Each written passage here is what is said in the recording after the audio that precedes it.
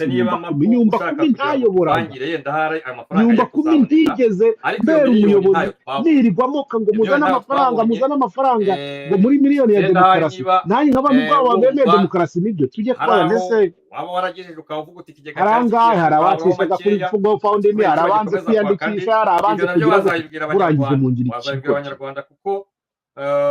ngira igicucu hari aho wageze uravuga ngo mwarahagurutse muravuga washyizeho za nyumba 10 none rero washyizeho za nyumba 10 hanyuma waka amafaranga nyumba 10 zose maze kwaka amafaranga wese ngo biza uribuza kongera kwakira amafaranga y'abenegihugu ushobora kuba ngo iri kugusuzugura cyangwa se amenye ko amafaranga uri kuyatwika hanyuma ngo amafaranga ureba bagende bashinga ibyabo no natwe tubereke ko abenegihugu nitwe dukora byose mugomba mukamenya ko mukamenya ko imishinga mufite mwita politiki yo gucyura abenegihugu mugomba kukwita ibitekerezo by'abenegihugu hanyuma ikigega kikaba kiri kujererwa mu Bwongereza yewe muntu wahaza mujye muri video yiwe muntu kujya kubyina muri convention yatsa amafaranga muri nyumba 10 yiwe umenye ko ejo n'izina rya Grex yashakaga miliyoni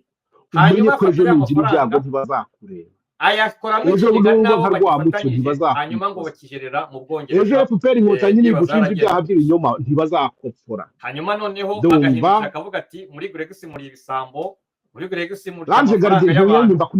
amafaranga we baguhaye wayakozemo ikigega nazikuyeho kandi ingaruka ugiye kuziba ikigega ntawe ukizi icyo twari twazikiyeho mwari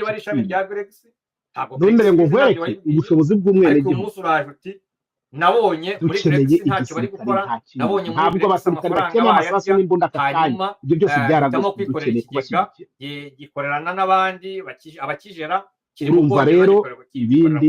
muvane ibintu byo kwitambako ariko hari akandi twose nzaturambura ikibabaje nuko wateye urubuga Grex ko yaba icunga n'amafaranga abantu kose nzatubashyirira aho ngaho noneho nibaza yaguhaye ahubwo ntibageze kuri Grex mwanyikomye ngo kubera ko nagiye